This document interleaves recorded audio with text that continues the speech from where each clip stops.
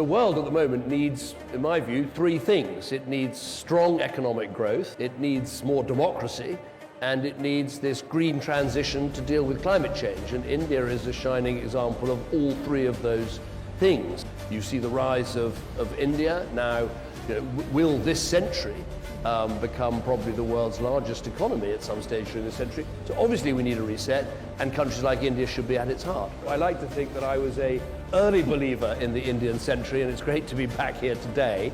And obviously a permanent seat on the UN Security Council is something that should be India's right in this changed world. So good to see India take its place in more informal global institutions like the Quad. I think that's a great move for India. India's role in the G20. The fact now that the G7 regularly invites India to attend almost as a standing member of the G7 as a fellow democracy. I want to send my very best wishes to everyone observing the holy month of Ramadan. This is an incredibly special time of year for Muslims at home and abroad, a time for charity, for contemplation, and community.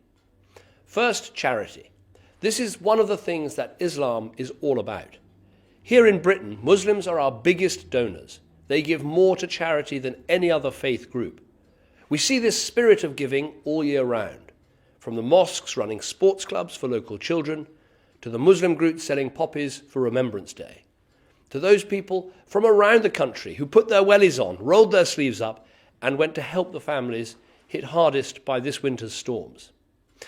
Ramadan is a time when that spirit comes to the fore, and I'm so proud when I hear every year about the millions of pounds raised for good causes, for those less fortunate than us here in Britain, and those who are suffering in wars and famines overseas.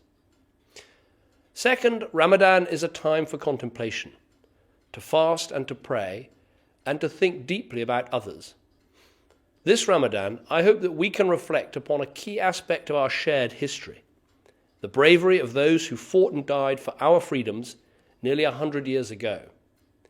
Just days after Eid, we'll be marking 100 years since the First World War.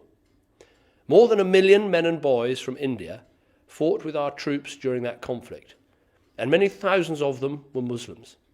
They travelled right across the world to fight to defend our freedom, guided and sustained by their bravery, their comradeship, and above all by their faith. Their selflessness and their courage helped to secure the liberties that we all enjoy today. So this Ramadan and this centenary, we will remember them and reflect upon their sacrifice. Third, Ramadan is a time for community, and there's nothing that exemplifies this more than those nightly iftars, when the fast is broken, the dates are opened, and all that great food is served. Last year, I was delighted to see how many community iftars were taking place right across the country, in mosques and in community centres, in parks and even in tents.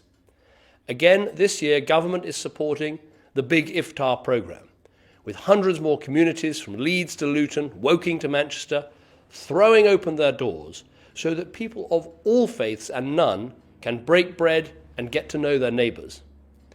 So wherever you are this holy month, let me wish you, once again, Ramadan Mubarak.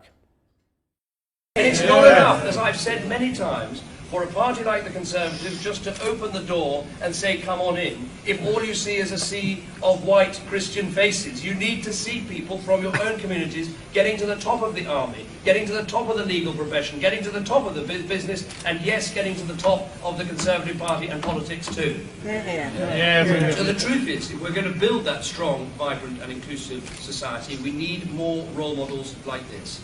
Many more Muslim men and women at the top of British businesses, many more Muslim soldiers in the highest level of command, and of course more Muslims in our parliament. So there's not just one Muslim in the cabinet and one in the shadow cabinet, but British Muslims all across government in positions of leadership and authority.